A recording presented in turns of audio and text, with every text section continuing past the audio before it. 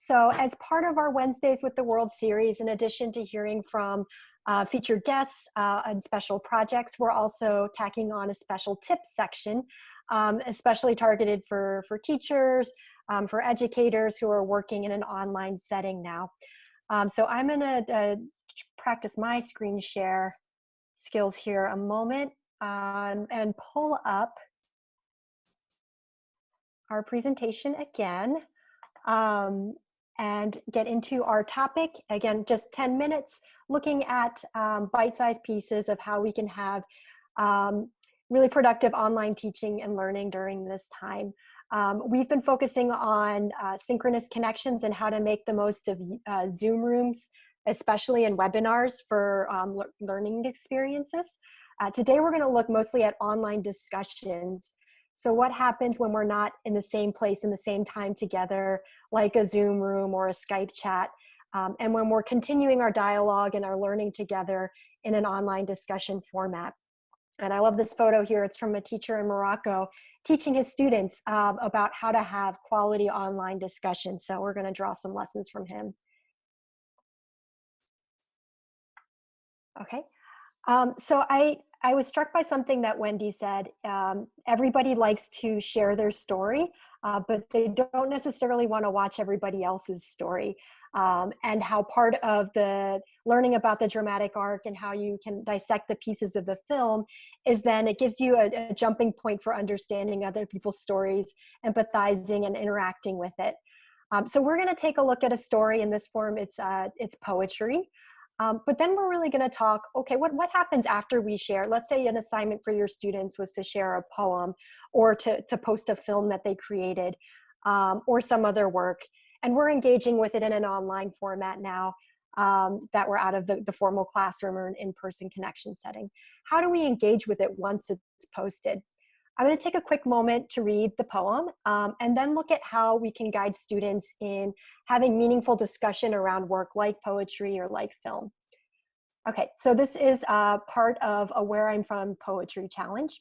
And the student says, where I'm from, the rest of the country in the path of growth and is working hard to develop, and some of the work staff working for sabotage.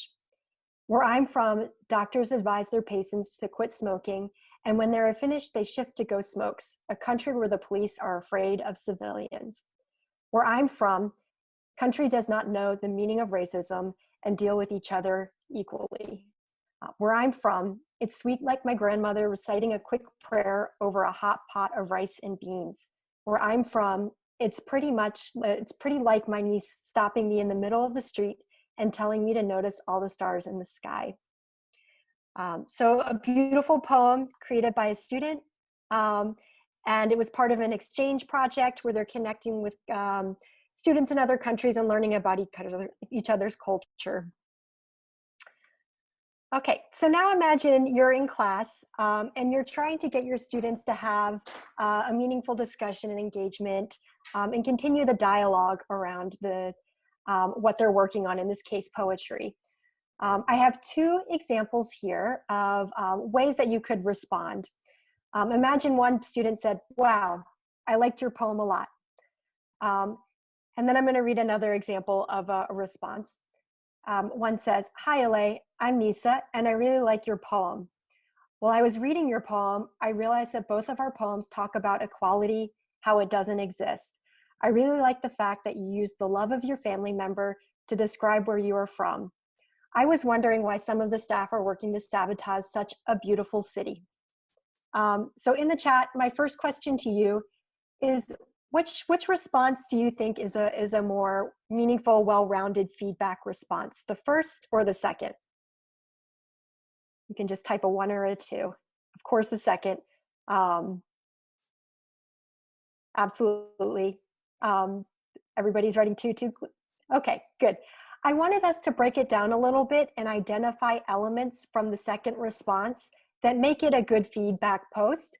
And from there, we can share sort of what are some of the key elements in guiding students to have meaningful online discussions. So what about the second response makes it more of a meaningful feedback post? What does the student do in the post that you see that constitutes good feedback? take a moment in the chat. Uses words from the poem. Yeah, there's a reflection of understanding, recognition that she read the poem and is reflecting that back. She's adding reactions. So in addition to the understanding, adding reactions to the poem, making a connection. Okay. So she was making a connection with a poem that she supposedly wrote as well, and the student's poem, making a comparison. Yeah. Good.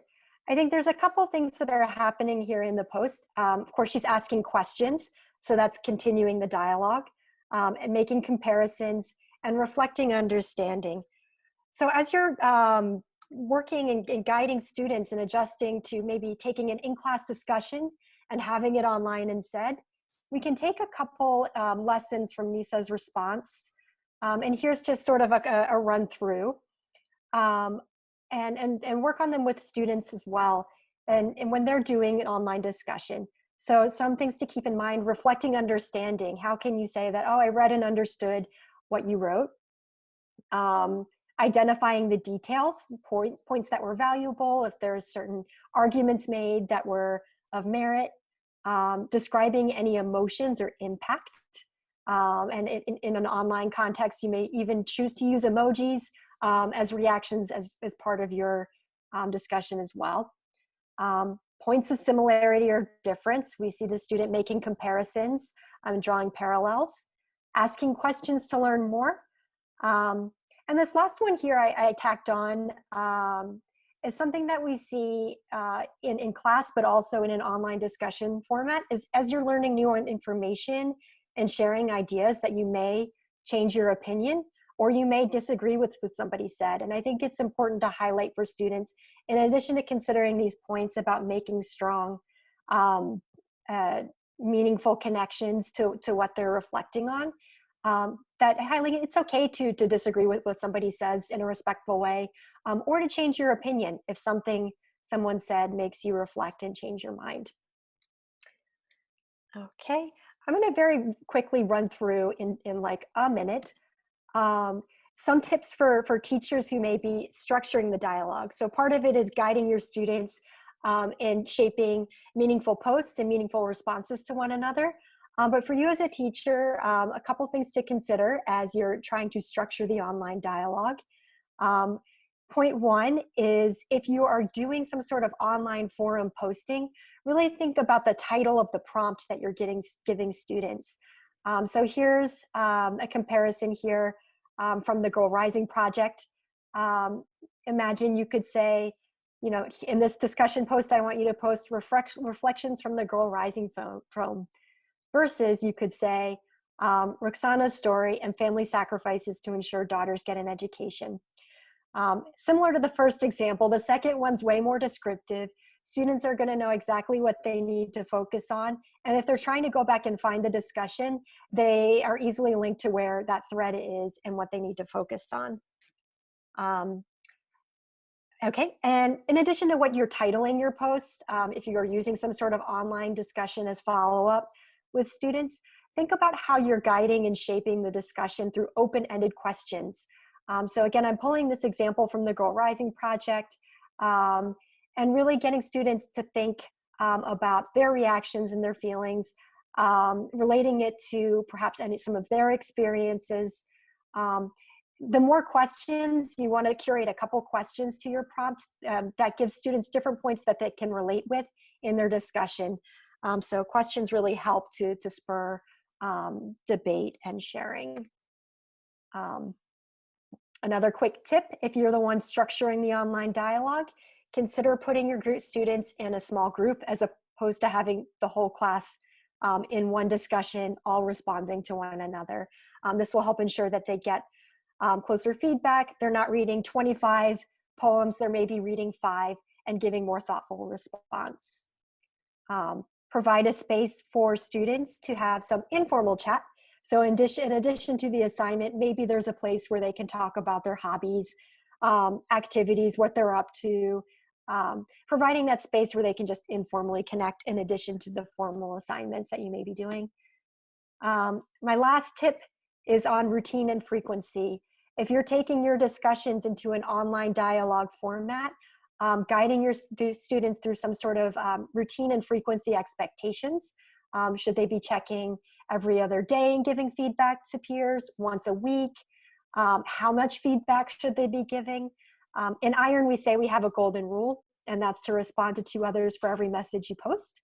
That way we ensure everybody, in addition to sharing their story, gets feedback from others and engages in dialogue and reflection.